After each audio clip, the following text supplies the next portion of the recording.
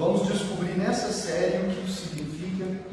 Praticamente as pregações vão nos explicar o que essas canções dizem. Abra suas Bíblias em Gênesis capítulo 2.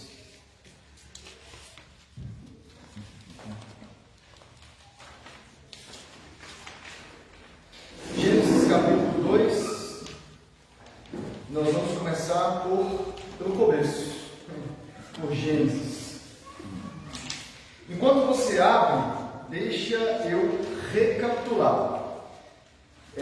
Eu venho repetindo aqui, e eu não sei se você já guardou isso, se não, preciso continuar repetindo, né? Até guardar. Eu venho repetindo que esse ano, e eu ia tentar fechar o ano completo, mas eu não vou acelerar para que caiba tudo nesse ano. Vou deixar transbordar para o ano que vem. Então eu vou dizer assim: esse ano e o ano que vem são anos importantes para nós, em qual aspecto? Eu venho dizendo que essa série de pregações que nós temos feito, e eu já tenho, vamos dizer assim, até o final do ano, tinha até o final do ano, mas nós vamos passar um pouco, as séries já pré-definidas, né? Eu não tenho cada pregação já, vamos dizer assim, esboçada, feita, mas os assuntos já estão todos definidos. Por quê? Porque nós estamos no início da nossa igreja ainda, nós estamos num período de plantação ainda, né? Onde estamos plantando, aí nós somos um grupo base, vamos dizer assim. Então, qual que é o propósito dessas séries?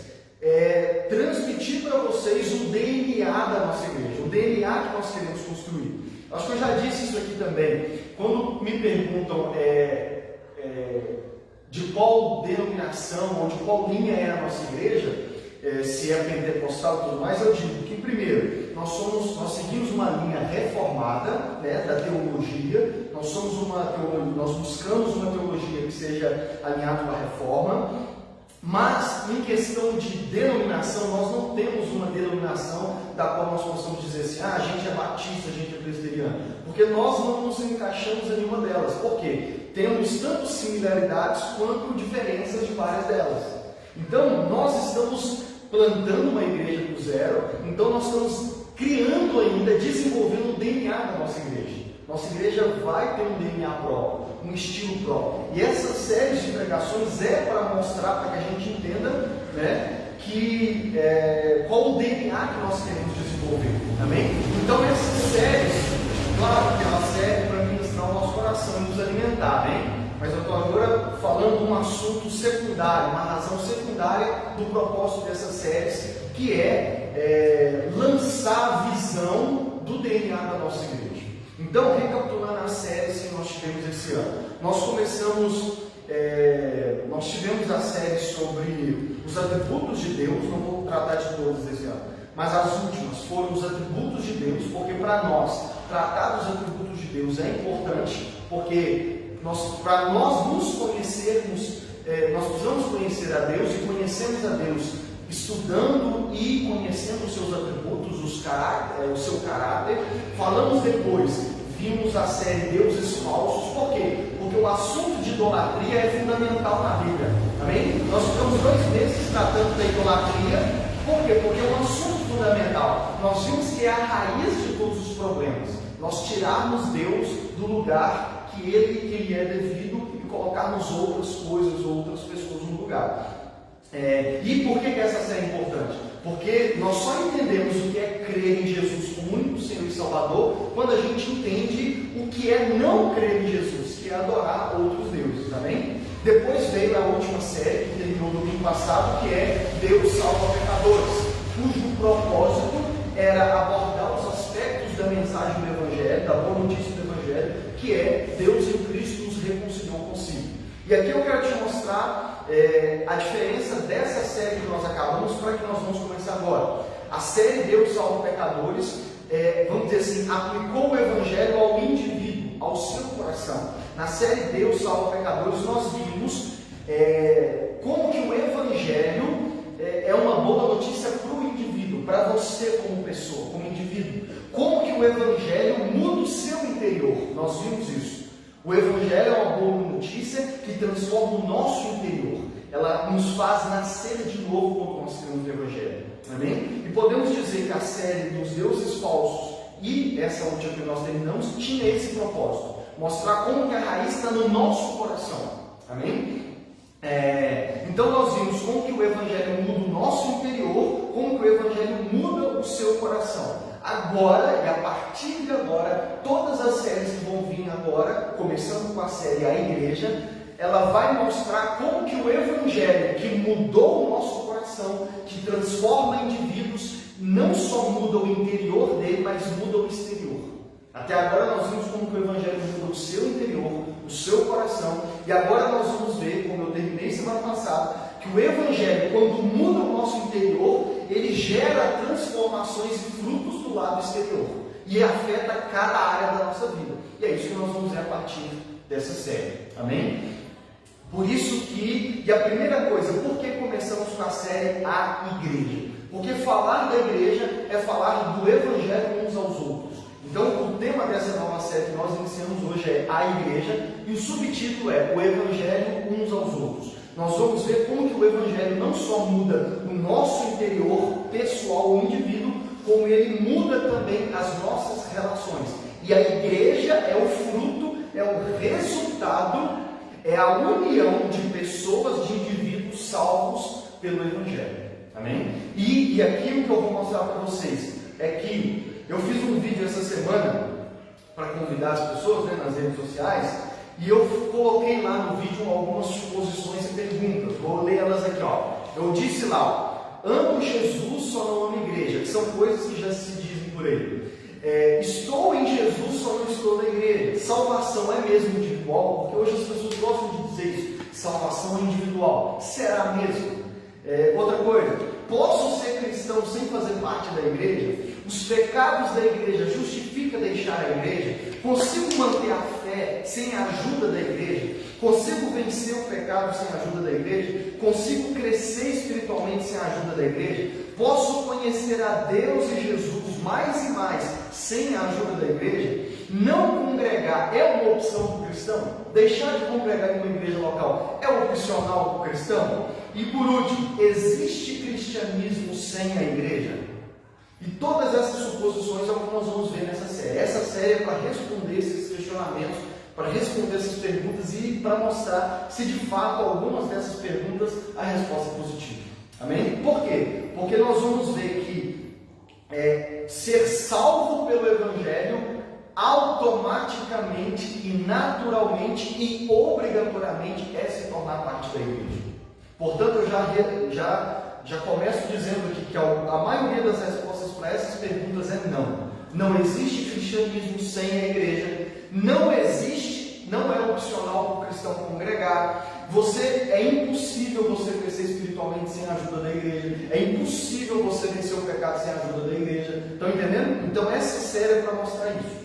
E como é algo que muitos hoje já põem um pé atrás quando você fala da igreja, essa série é para tratar isso. Amém? Mas, antes de começar a falar especificamente da comunhão da igreja, o tema de hoje, o assunto de hoje, a pregação de hoje é uma introdução, e o tema é: Deus não é solidão, o homem é comunhão. Por quê? Porque eu começo essa série mostrando para você que antes de falar que não existe cristianismo sem igreja, não existe cristão sem igreja, eu quero mostrar para vocês que não existe humanidade sem vida comunitária. Então guarde essa frase que ela também resume essa pregação de hoje. Não existe humanidade, não estou falando de igreja agora, de cristão não, estou falando de humanidade. Não existe humanidade sem vida comunitária. O que é vida comunitária? Vida com outras pessoas. Amém? Então por isso que o tema é: Deus não é solidão, o homem é comunhão. O subtítulo é: não existe humanidade sem vida comunitária. E é isso que eu quero mostrar para vocês nesta noite. Para isso, vamos começar e vamos ler Gênesis capítulo 2. Essa longa introdução é porque nós estamos começando uma série nova, amém? Eu preciso introduzi-la para que aí a gente vá desenvolvendo os assuntos, como eu sempre gosto de fazer. Gênesis capítulo 2, verso 15 a 25. Diz assim, verso 15 do capítulo 2: O Senhor Deus colocou o homem no jardim do Éden para cuidar dele e cultivá-lo. E o Senhor deu ordem ao homem: coma livremente de qualquer árvore do jardim, mas não coma da árvore do conhecimento do bem e do mal, porque no dia em que dela comer, certamente você morrerá. 18. Então o Senhor Deus declarou: não é bom que o homem esteja só. Farei para ele alguém que o auxilie e lhe corresponda. Depois que formou da terra todos os animais do campo e todas as aves do céu, o Senhor Deus os trouxe ao homem para ver como este lhe chamaria. E o nome que o homem desse a cada ser vivo, esse seria o nome. 20. Assim o homem deu os nomes a todos os rebanhos domésticos, às aves do céu e a todos os animais selvagens. Todavia não se encontrou para o homem alguém que o auxiliasse e lhe correspondesse. Verso 21. Então o Senhor Deus fez o homem cair em profundo sono, e quando este dormia, tirou-lhe uma das costelas, fechando o lugar com carne. Com a costela que havia tirado do homem, o Senhor Deus fez uma mulher, e a levou até ele. Disse então o homem: esta sim é o osso dos meus ossos e carne da minha carne. Ela será chamada mulher, porque do homem foi tirada. 24. Por essa razão, o homem deixará pai e mãe e se unirá à sua mulher, e eles se tornarão uma só carne. O homem e sua mulher viviam nus e não sentiam vergonha. Vamos orar mais uma vez. Senhor Deus, eis a tua palavra. Abre os nossos olhos, os olhos do nosso coração, os ouvidos do nosso coração, para que a gente possa compreender nessa noite, Deus, qual é a tua vontade, não apenas para a tua igreja, mas para a humanidade de modo geral. Ajuda-nos a compreender nessa noite que não existe humanidade sem uma vida comunitária, que faz parte do teu plano eterno que vivêssemos uma vida em comunidade. Ajuda-nos a entender nessa noite, convencidos pelo teu Espírito através da tua palavra, que o Senhor não é solidão e que nós somos comunhão. Amém? Vamos lá. Por que começar com Gênesis? Como eu sempre gosto de repetir, tudo começa e é definido em Gênesis. A história da humanidade não só começa em Gênesis, mas todo o plano de Deus ele já é determinado, definido, revelado no Gênesis. Amém? Portanto, como diz até mesmo a Record na propaganda da sua novela, não tem como entendermos a nossa vida hoje sem começarmos do começo, sem entender o princípio. Amém? Nisso estão corretíssimos. O padrão para a existência é a forma como Deus criou no princípio. O padrão para a existência, e aqui eu não estou falando só nossa não, a existência de todas as coisas, Deus determinou o padrão lá no Gênesis. Por isso nós vamos começar no Gênesis. Amém? E qual é o versículo-chave para a gente já começar e eu tentar não rodear os pontos e ir direto aqui? Verso 18, olha o que diz o verso 18 do capítulo 2 de Gênesis.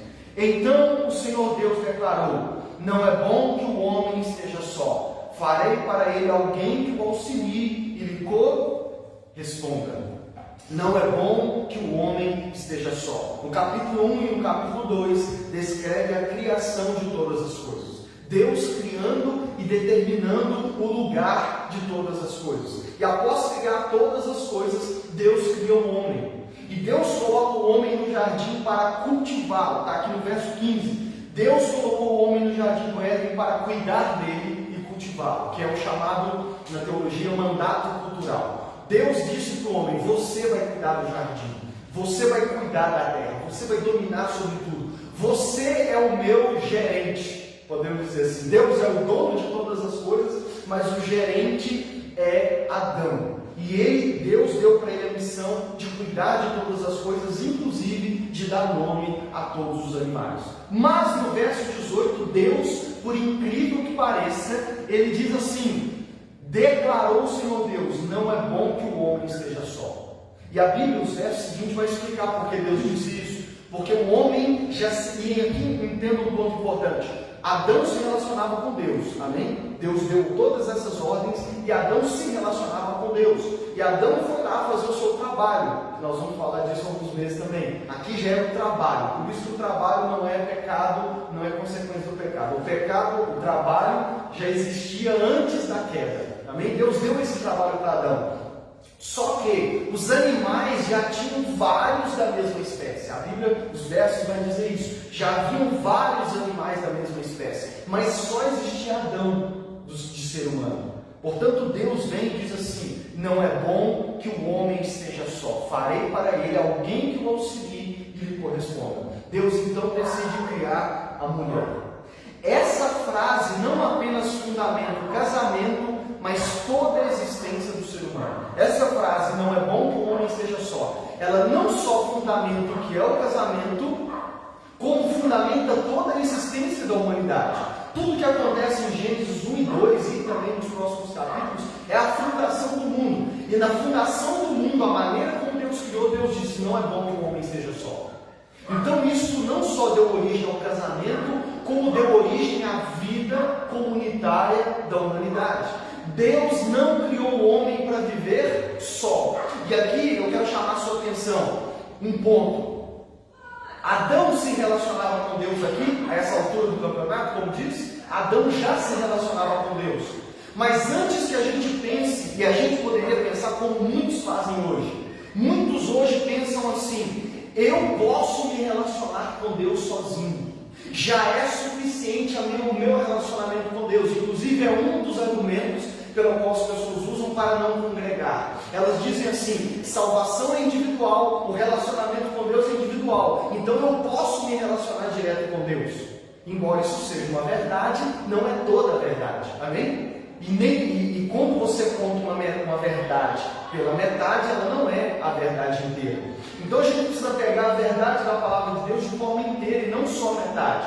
De fato, nós podemos nos relacionar com Deus sozinho. Mas o plano e o projeto de Deus não é que nós nos relacionemos com Ele de maneira individual. Por quê? Porque senão Deus não haveria dito: não é bom que o homem esteja só. Se pudéssemos pensar assim, o homem de certa forma estava sozinho? Não, ele tinha os animais e tinha o próprio Deus. Mas olha o que Deus diz mesmo, e se relacionando-se com o homem e tendo os animais. Deus disse: não é bom que o homem esteja só. Então, não é suficiente para nós seres humanos, para nossa existência, não é suficiente uma relação apenas com Deus. Nós precisamos da relação uns com os outros. Precisamos. É isso que Deus está dizendo. Não é bom que o homem esteja só. Então muitos hoje acreditam que o relacionamento com Deus é suficiente para nós. Eu não preciso das pessoas, eu me relaciono direto com Deus. Eu leio a Bíblia, né, o que é uma incoerência. Eu leio a Bíblia e eu me relaciono com Deus sozinho. Eu não preciso das pessoas. Isso é mentira, isso é pecado. Igual eu vou mostrar para vocês nessa pregação. Por quê? Porque a vontade de Deus e o que Deus diz não é bom que o homem esteja só. E ele se relacionava com o homem. Que poderíamos dizer aqui, entre aspas, que o próprio Deus está dizendo: se relacionar comigo não é suficiente para o homem. O homem precisa de alguém que o corresponda, que seja como ele. O homem, apesar de se relacionar comigo, ele precisa de alguém. Ele precisa de uma vida em comunidade. E aqui eu vou mostrar para você agora que Deus não estava apenas dizendo a respeito da esposa, amém? Mas de toda uma sociedade. Por quê? Volta no capítulo 1. Volta no capítulo 1.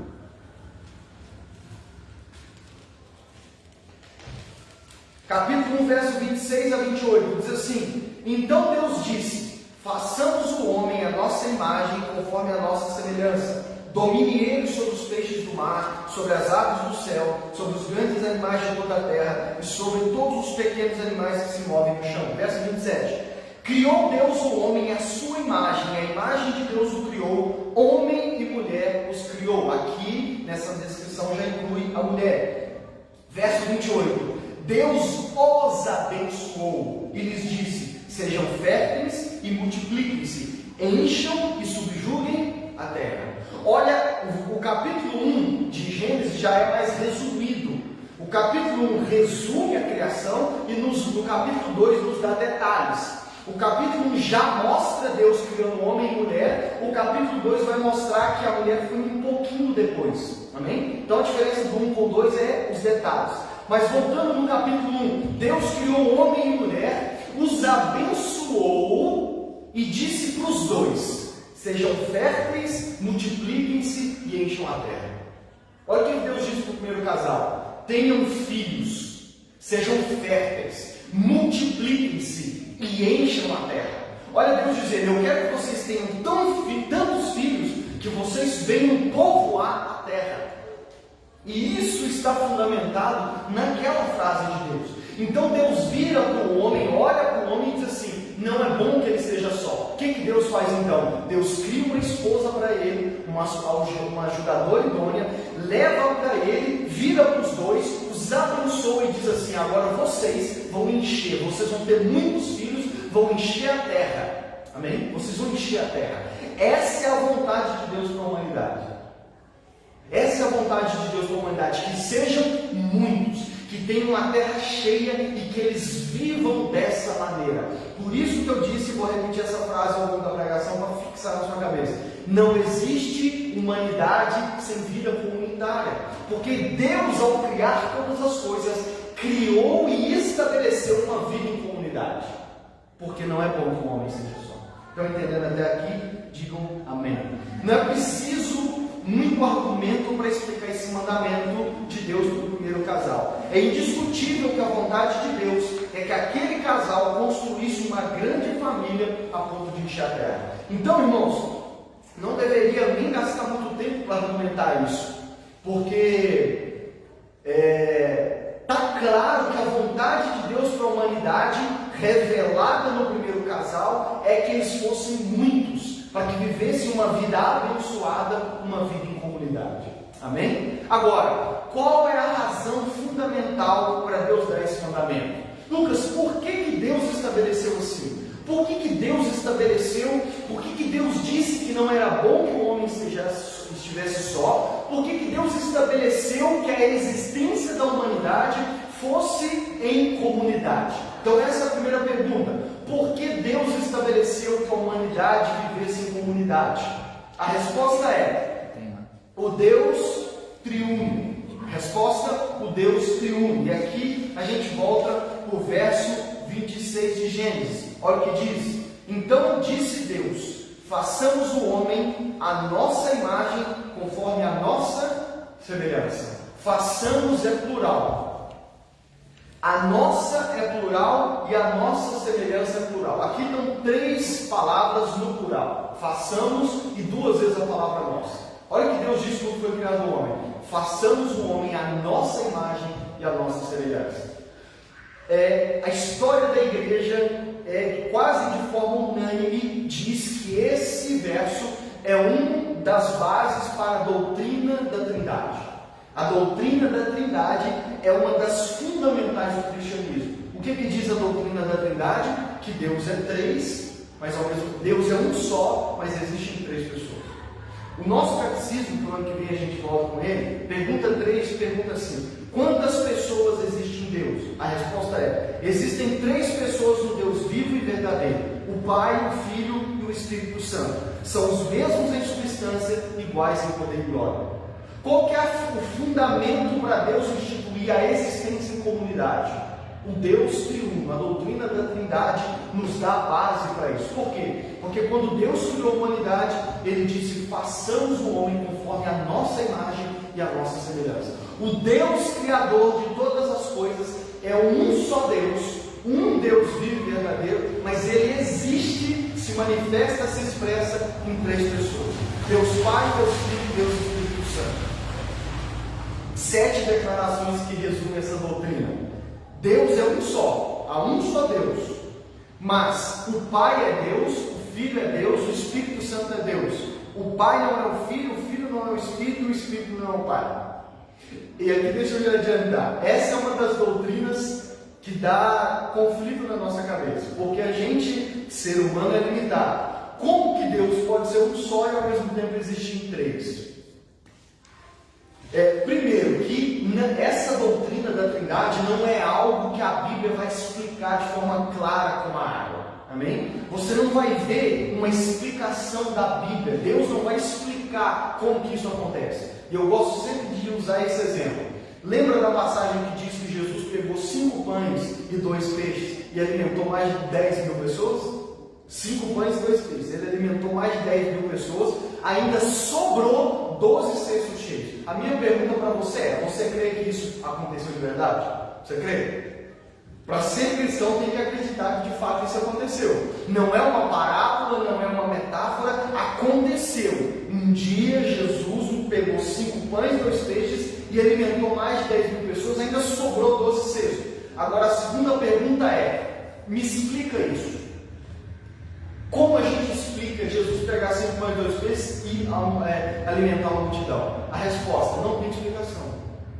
Então, ser cristão é crer que isso aconteceu, que não é uma invenção, não é uma parábola, não é uma metáfora, isso aconteceu de verdade um dia em Jerusalém. Mas se nos perguntarem: explica isso para mim, cristão, a nossa resposta é: não tem explicação.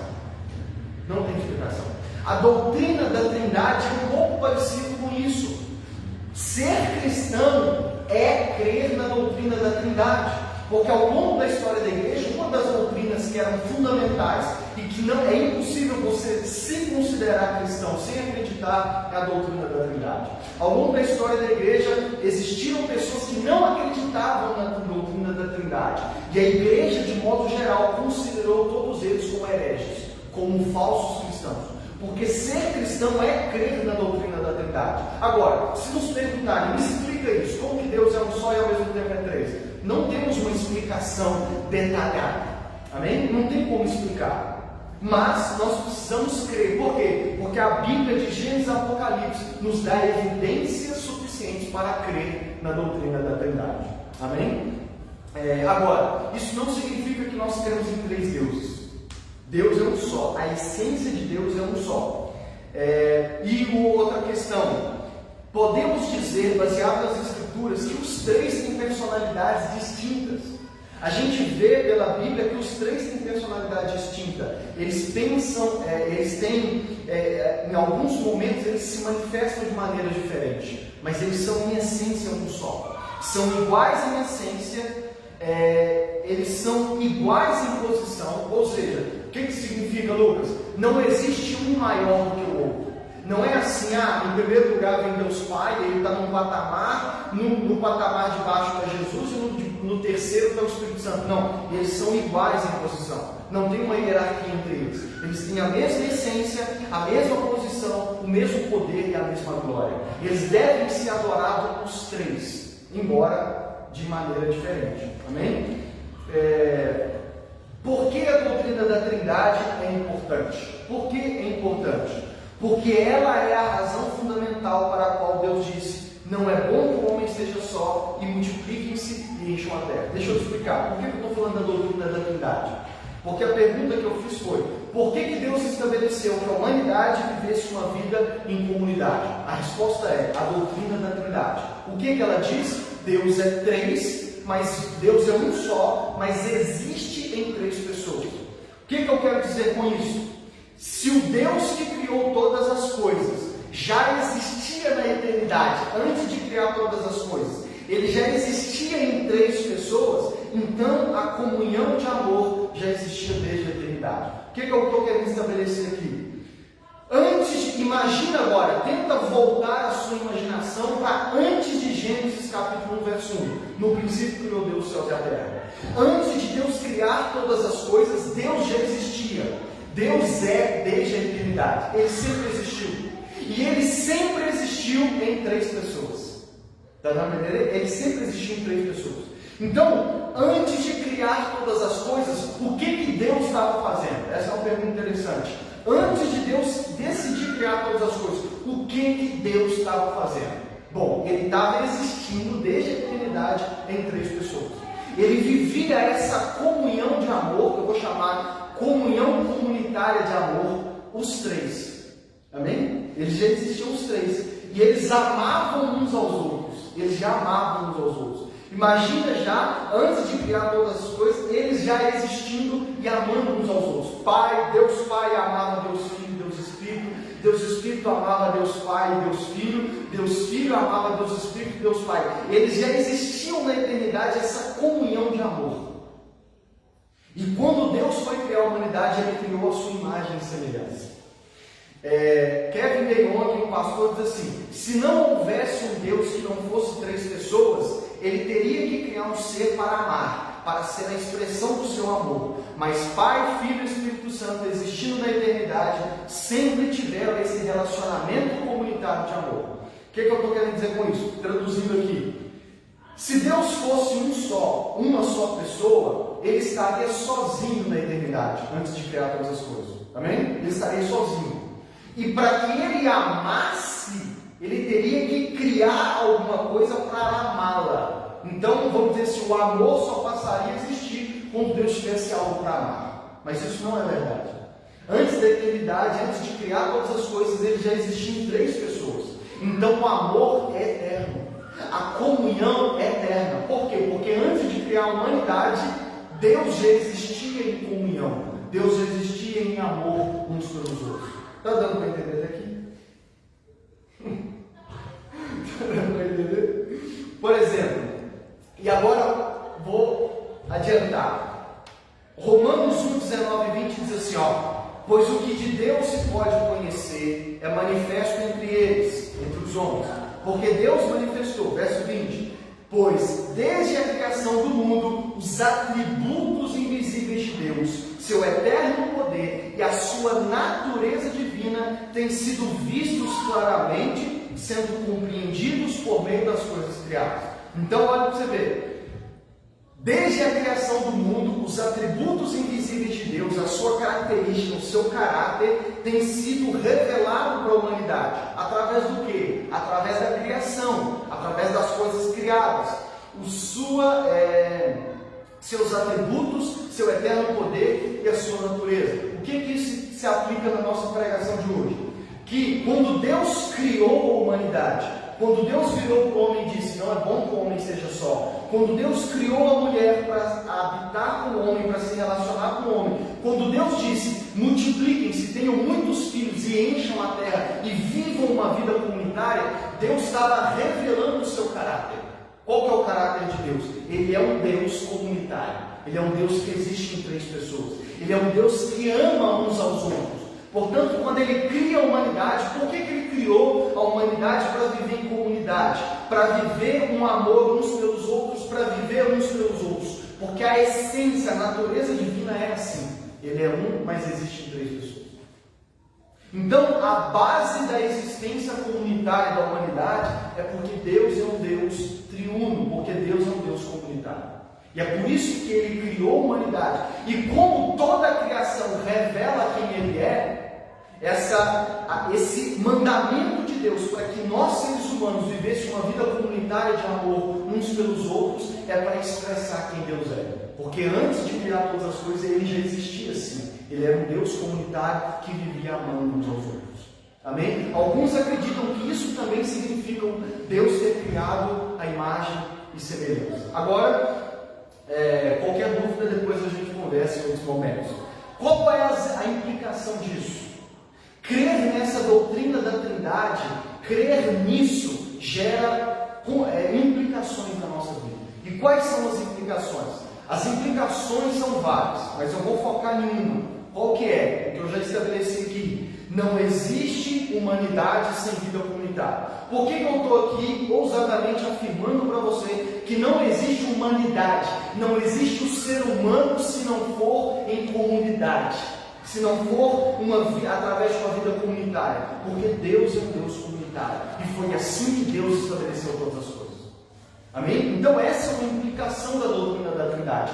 Deus determinou assim. Por isso que nós podemos afirmar para as pessoas: não existe humanidade sem vida comunitária. Nós somos criados para viver em comunidade. Nós somos criados para viver juntos. Nós somos criados para viver amando, servindo e tudo mais uns aos outros. Por isso que é pecado se levantar contra o mandamento, contra a ordem, contra o projeto de Deus, querer se rebelar contra a vida em comunidade. Não querer viver em comunidade, não querer viver um com o outro é um pecado. Por quê? Porque é um pecado contra a vontade de Deus. Porque a vontade de Deus é que vivamos em comunidade. E além de ser um pecado contra a vontade de Deus, é impossível viver uma vida sem comunidade. É impossível. É impossível. Viver em comunidade faz parte do que significa viver como ser humano. Quando a gente fala de viver como ser humano, de existir como ser humano, nós estamos falando de viver em comunidade. Aqui eu vou citar o Catecismo da Igreja Católica. O Catecismo da Igreja Católica diz assim: ser pessoa à imagem e semelhança de Deus comporta um existir em relação ou em referência ao outro, porque Deus mesmo, uno e trino, é comunhão do Pai, do Filho e do Espírito Santo. Então olha o que o Catecismo da Igreja Católica diz: que ser pessoa, ser humano, naturalmente e obrigatoriamente significa existir e viver em relação ao outro. Porque Deus é Deus Pai, Deus Filho e Deus Espírito Santo, e Ele existe em todas as pessoas.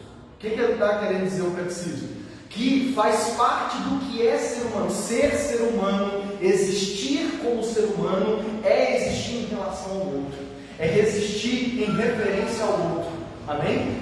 Faz parte do que é a humanidade viver junto uns com os outros. Diz também, na comunhão de amor que é Deus, em que as três pessoas divinas se amam reciprocamente e são o único Deus, a pessoa humana é chamada a descobrir a origem e a meta da sua existência na história. Então o que ele diz? Quando nós descobrimos, entendemos e cremos que Deus é um, mas ao mesmo tempo Ele é três, e Ele existe dessa forma, nós como ser humano descobrimos o nosso chamado, a nossa origem e o nosso propósito, que é o quê? Viver em comunidade. Porque o Deus que nós cremos, que criou todas as coisas, é um Deus de comunidade. A pessoa humana, olha o que diz também, a pessoa humana tem necessidade da vida social. Esta não constitui para ela algo de acessório, mas uma exigência da natureza. O que isso significa? Que é uma necessidade do ser humano viver em comunidade. É uma necessidade. Você já assistiu o filme Naufrágio? É o Náufrago ou o Naufrágio? Do Tom Hanks. Um filme antigão. Um filme antigão. Que um homem sozinho, não lembro porquê, acaba numa ilha, sozinho, sem ninguém, sem nada. O que ele faz e que, se você assistir o filme, ajuda ele a passar e a sobreviver naquela ilha? Ele pega uma bola de vôlei, faz um rosto nela e dá o nome de Wilson. E ele passa o tempo inteiro que ele passa lá se relacionando com aquela bola de vôlei do qual ele chama o Wilson. Por quê? Porque é uma necessidade. Assiste o filme, fala isso, eu vou até assistir de novo, tem anos que eu não vejo. Olha para você ver, é o que está dizendo aqui, ó. A pessoa humana tem necessidade de vida social, tem necessidade de relacionamento um com o outro. Tanto que nesse filme, para ele sobreviver, ele teve que criar um outro ser humano e olhar para aquela bola e imaginar alguém para que ele pudesse se sobreviver àquele naufrágio. E olha o que diz também, o que ele vai dizer, ó, não constitui um acessório. Olha para mim, mulheres que normalmente usam brincos. Brinco é um acessório, não é? E você é opcional usar, sim ou não? Você pode sair com ele ou não pode. Se você sair com um brinco, ele vai talvez dar uma enfeitada, dar uma diferenciada, mas se você quiser sair sem também, você sai sem. É um acessório, é opcional. Agora, olha o que está dizendo. Viver em comunidade para o ser humano não é opcional, não é um acessório que você pode escolher. Ah, vou, não vou, vou viver, vou, não vou viver. A hora que diz, é uma exigência da nossa natureza. É uma exigência. Não tem como nós vivermos e existirmos sem viver em comunidade. A oração sacerdotal de Jesus. Deixa eu ver o meu tempo aqui. Senão eu pulo. Dá tempo aí. Em João 17, verso 20 a 23, numa das últimas orações de Jesus pelos seus discípulos, olha o que Jesus diz: minha oração não é apenas por eles, pelos seus discípulos, rogo também por aqueles que crerão em mim por meio da mensagem deles, e esses somos nós. 21, para que todos sejam um, Pai, como tu está em mim e eu em ti. Olha aí, Jesus orando ao Pai. E ele ora pelos seus discípulos, não só os que conviveram com ele, estavam ali ouvindo a oração, mas por nós que íamos crer através da pregação dos discípulos. Qual é a oração de Jesus? Para que todos sejam um, como eu e o Senhor somos um. Ele continua dizendo: que eles também estejam em nós, para que o mundo creia que tu me enviaste. Verso 22. Dê-lhes a glória que me deste, para que eles sejam um, assim como nós somos um. Então olha o que Jesus está dizendo. A minha oração é para que eles sejam um, como eu e o Senhor somos um. Aí ele diz: dê-lhes a glória que o Senhor me deu. Eu compartilhei com eles a glória que o Senhor me deu. Para quê? Para que eles fossem um. Para que eles fossem um. Continua dizendo: eu neles e tu em mim, que eles sejam levados à plena unidade, para que o mundo saiba que tu me enviaste e os amaste como igualmente me amaste. Olha o que Jesus está dizendo. É uma das minhas passagens favoritas. Olha o que ele está dizendo. Deus, eu estou orando para que os meus discípulos, para que aqueles, todos que vão crer em mim, que eles sejam um. Por isso, agora dá para você entender que o ser um não é ser uma só pessoa, está entendendo? Ser um se fala na relação, na unidade, vamos dizer assim, no sincronismo.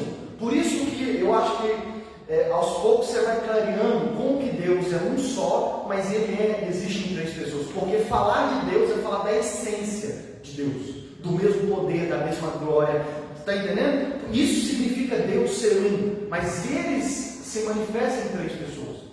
Então, como que nós podemos entender isso? Porque Jesus orou para que nós fôssemos um, para que a igreja fosse um. E esse um não significa ser uma pessoa só. Não é como no Dragon Ball Z, para quem se lembra, fusão. Não é uma fusão onde você junta as duas pessoas e acaba tendo uma só. Não. Esse ser um é ter uma relação tão profunda, tão conectada, que a Bíblia vai tratar disso no Novo Testamento, a gente pensa igual, a gente crê igual, estão entendendo? Embora possamos ter as nossas diferenças.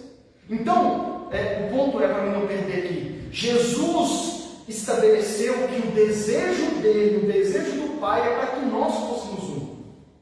E aqui entenda que a igreja, ela é o teaser. A igreja é o trailer do que vai ser a eternidade. Vou usar essa linguagem para você. Já viu o trailer de filme? O que o trailer diz? O trailer é um resumo do que é o filme. Embora você já possa ter uma noção de como é o filme, ainda não é o filme. Estão entendendo? A igreja, a comunhão da igreja é um trailer do que vai ser a eternidade. Nós já podemos experimentar, mas ainda não é completamente. E o que Jesus está dizendo isso, a igreja, os meus discípulos, eu quero que eles sejam um. Eu dei a minha glória para eles, para que eles fossem um. E eu quero que eles sejam um. Eu peço ao Senhor que faça eles ser um, porque essa é uma obra de Deus, por sermos pecadores. Mas olha o que Jesus disse, essa é uma obra que já vai mostrar para o mundo como vai ser a eternidade. E essa é uma das importâncias da nossa comunidade, da igreja. O catecismo diz assim também: existe uma certa semelhança entre a unidade das pessoas divinas e a fraternidade que os homens devem instaurar entre si, na verdade, no amor. Então, o que nós, como seres humanos, devemos fazer? Nós olhamos para Deus, nós cremos que Ele é um três e que vive como um só Deus, e nós olhando para Deus, crendo nesse Deus, nós entendemos, é isso que nós precisamos buscar. Nós precisamos buscar essa unidade de tal forma que nós chegamos ao ponto de ser um só. Nós desenvolvemos uma relação tão profunda, isso não significa não ter problemas e diversidades, amém? Nós vamos ver isso ao longo da série, mas nós desenvolvemos uma relação tão profunda, inspirada no Deus que nós cremos. Ao descobrir-se amado por Deus, o homem compreende a própria dignidade transcendente, aprende a não contentar-se de si e a encontrar o outro, em uma rede de relações cada vez mais autenticamente humana. Então nós que cremos no Deus triuno, não podemos nos contentar sozinhos. Precisamos encontrar no outro a plena existência. Por isso o tema dessa pregação é: Deus não é solidão. Deus é um Deus que desde a eternidade vive de maneira comunitária, vive uma comunidade de amor. E o homem é comunhão. Nós também, a imagem e semelhança de Deus, também somos comunhão. Não existe humanidade sem vida comunitária. E como o meu tempo já estendeu, não vai dar tempo de eu entrar nos detalhes. Mas Ao longo da Bíblia, a partir de Gênesis, a gente vai ver que a história do povo de Deus na Bíblia é uma história comunitária. Vou resumir para você. Na verdade, o desenvolvimento da humanidade na história que a Bíblia narra para nós é um desenvolvimento comunitário. Por exemplo, Gênesis capítulo 4, depois da queda, lembra que Caim mata Abel? Deus manda Caim para longe de Abel e do resto da família. A Bíblia diz no capítulo 4, no verso 17 a 22, vai estar na folha, você pode ler durante a semana. Os descendentes de Caim fundam e criam a primeira cidade. É os descendentes de Caim que vão fundar a primeira cidade da história. E nessa cidade fundada por Caim, começam esse povo vivendo em comunidade. Eles criam os instrumentos, ferramentas de trabalho e tudo mais. Eu queria ter tempo para ler, mas você lê na sua casa. Então, olha para você ver, os descendentes de Caim, que a gente poderia ter preconceito com ele, porque ele matou o irmão, é ele que funda a primeira cidade, ele e a sua família, e é eles que na primeira cidade começam a desenvolver tudo que nós temos hoje. Instrumentos musicais, instrumentos de trabalho e várias outras coisas que você pode ler. Noé, após o dilúvio, Deus diz assim, versos 6 e 7. Verso 7: mas vocês sejam férteis e multipliquem-se, espalhem pela terra. Após o dilúvio, Deus dá o mesmo mandamento para Noé e a sua família: multipliquem-se, encham a terra. Deus poderia dizer: vocês vão ficar agora, vocês, a sua família aí. Mas Deus disse: vão encher a terra. E eu vou pular. Todo o restante do Antigo Testamento é Deus lidando com o povo. Lembra quando Deus chamou Abraão? Deus chamou Abraão e disse: eu vou te abençoar. Sai dessa terra, eu vou ser o seu Deus. Mas o que Deus disse para Abraão? Através de você eu vou criar uma grande nação que vai abençoar todas as famílias da terra. E ao longo, o resto do Antigo Testamento é a história da relação de Deus não com Abraão, não com pessoas individuais, mas com o povo. Amém? Com um povo. Em Josué, vai dar referência no roteiro aí, em Josué nós vamos ver que quando uma pessoa pecava no povo de Israel, Deus lidava não com aquela pessoa, mas com a comunidade inteira. Em Josué capítulo 7, Deus tinha dito assim: quando vocês matarem os inimigos, não pegam nada deles, destruam tudo. A Bíblia diz que um homem, Acã, pega uma capa babilônica e um outro negócio lá. Um homem de milhões de pessoas rouba e desobedece a Deus. Como que você acha que Deus lida com ele? Deus não chama ele e fala assim: você pecou. Deus faz o povo inteiro perder uma guerra, que seria fácil, que é a guerra de Ai, e a comunidade inteira paga pelo pecado de um homem. Poderíamos ler e falar assim: mas isso é injusto. Foi um homem que pecou e Deus puniu a comunidade, o povo inteiro. Por quê? Porque Deus não lida, Ele lida de forma individual, mas a vontade de Deus sempre é lidar com um povo de modo geral. Amém? Vou resumir. A partir da Bíblia, depois da história da Bíblia, a história da humanidade desenvolveu-se de forma comunitária.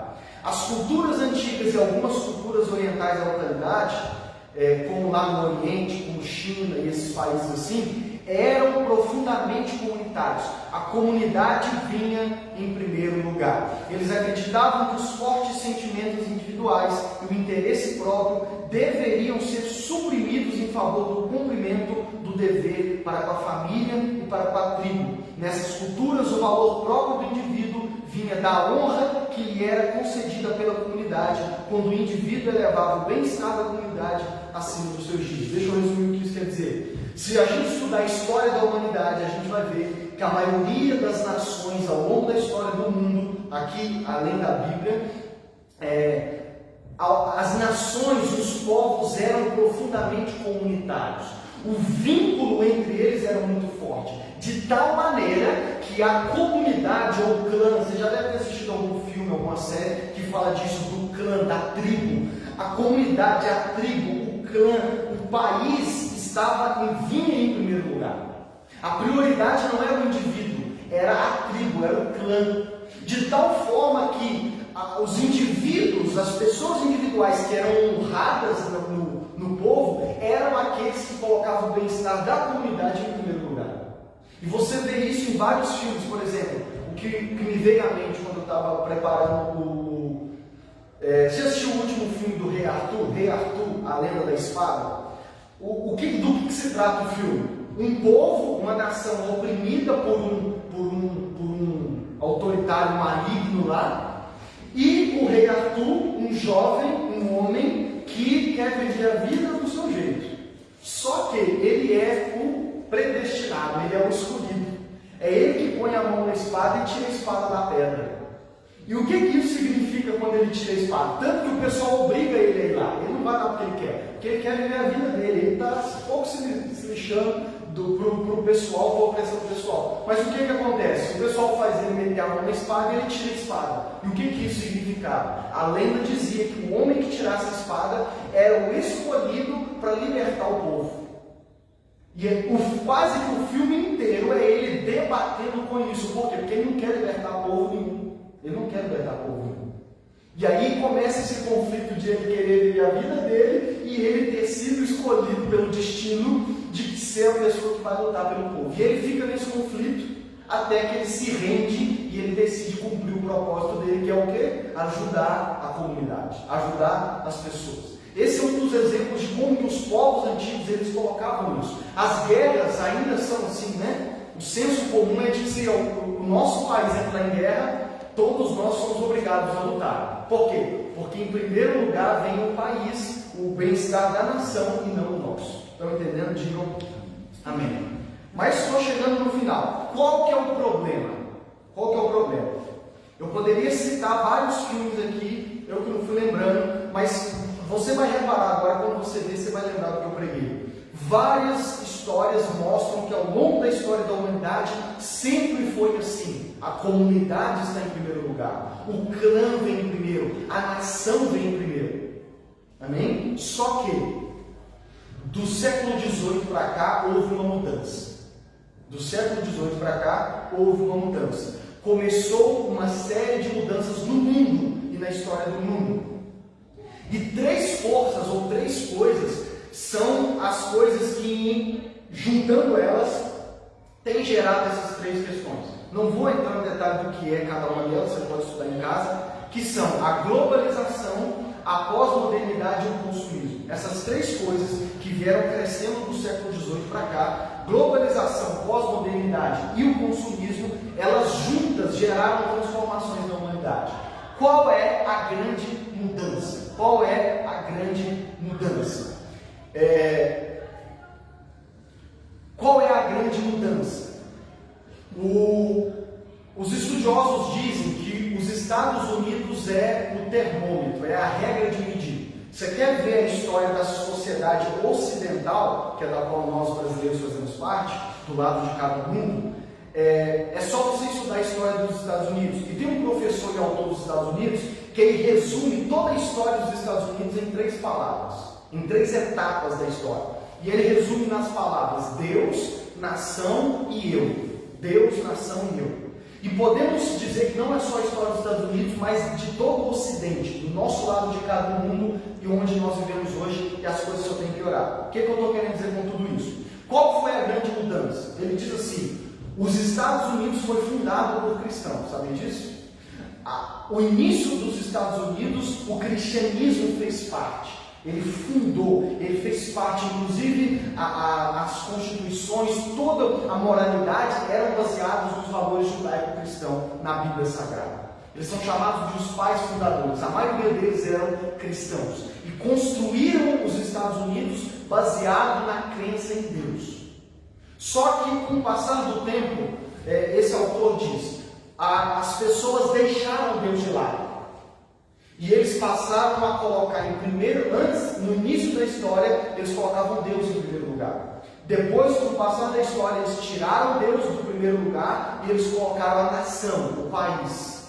Tanto que os Estados Unidos é um país que se orgulha de ser a nação mais poderosa do mundo. Eles passaram a adorar, inclusive, é um tema até de idolatria, eles passaram a idolatrar a nação. Então eles faziam tudo pela nação, porque nós somos os Estados Unidos, é o que eu estou te falando. Só que, do século XVIII para cá, qual foi a grande mudança? Hoje em dia, já não é mais a nação que tem a prioridade e vem em primeiro lugar. Agora, o que vem em primeiro lugar no Ocidente inteiro é o eu. Lembra quando eu preguei sobre a idolatria de si mesmo? A grande mudança na sociedade é que Deus não é mais o centro e a prioridade da existência humana. Também não é mais a nação, a comunidade, o país. A prioridade do Senhor agora é o eu. É o eu. A vida se resume em criar o eu soberano, maximizando as liberdades individuais em relação e até contra as amarras da comunidade.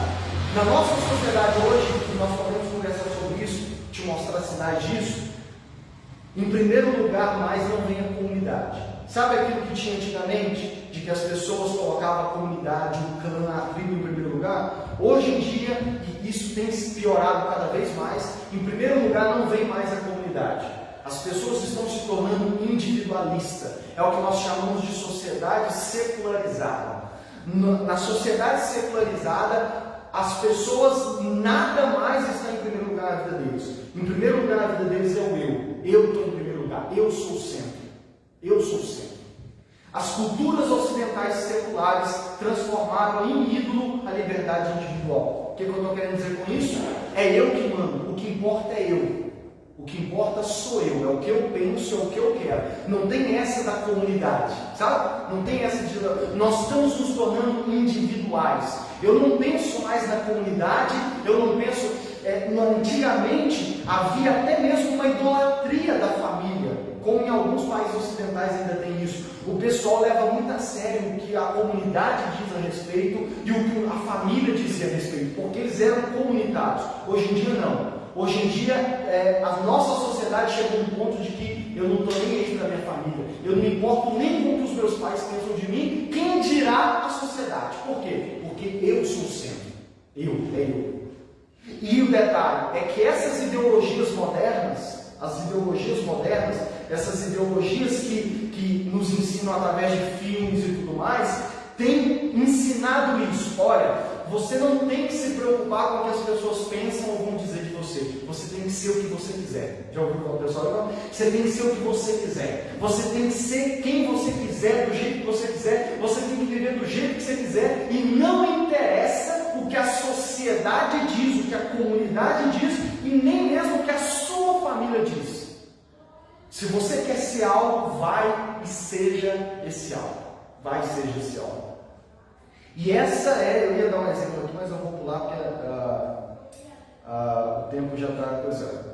Na sociedade secular moderna, nós só nos tornamos nós mesmos, afirmando nossos desejos particulares contra a sociedade, exprimindo nossos sentimentos e realizando nossos sonhos a despeito do que os outros dizem. Então o que a sociedade moderna prega e qual foi a mudança?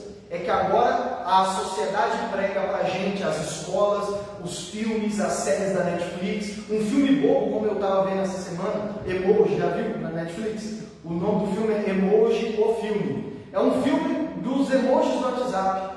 Mas eu falei com a Jennifer, até num filme de desenho tem essa narrativa. Deixa eu usar esse exemplo e eu vou coisar. Os dois personagens principais do filme é o emoji e o emoji que é chamado no filme de rebelde.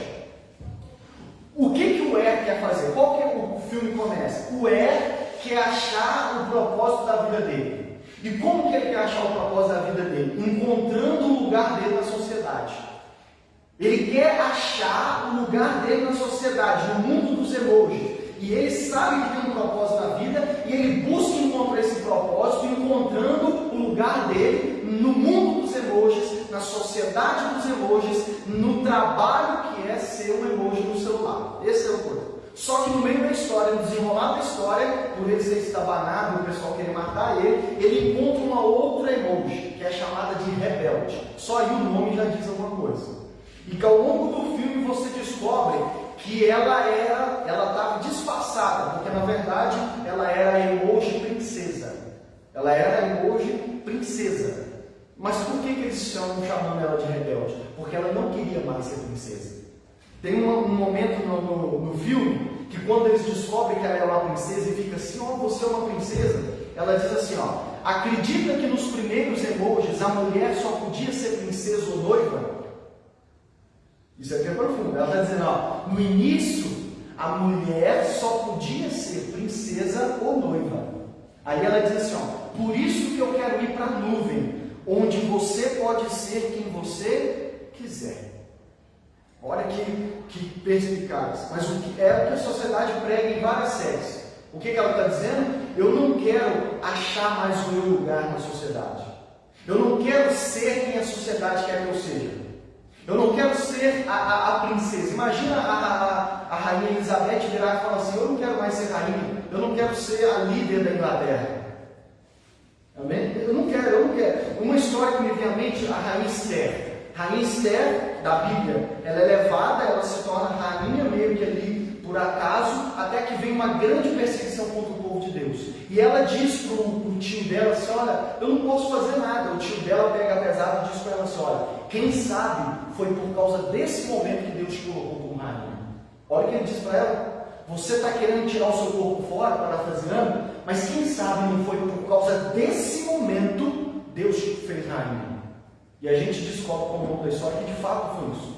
Deus fez dela rainha para que naquele momento de perseguição ela exercesse o seu papel e protegesse o seu corpo. Aqui nesse filme do emoji, o que a princesa está dizendo? Eu não quero, eu quero ser eu. Eu quero ir para um lugar onde eu decida o que eu quero ser. Por isso é chamado de rebelde. E esse é um exemplo da nossa sociedade atual, onde as coisas mudaram. Eu quero ser, eles pregam isso, você tem que ser quem você quiser. Dane-se o que a comunidade diz. Você não tem que viver para a comunidade. Você não tem que se preocupar em achar um lugar na sociedade que contribua para o bem comum. Você tem que ser o que você quiser. E dane-se o bem comum. Seja o que você quiser, faça o que você quiser. Você é dono da sua própria história. Você não precisa das pessoas, em outras palavras. E eu finalizo com essas aplicações. Qual que é a consequência de nós acreditarmos nisso? Que a gente pode viver do jeito que a gente quer, sem se preocupar com a comunidade.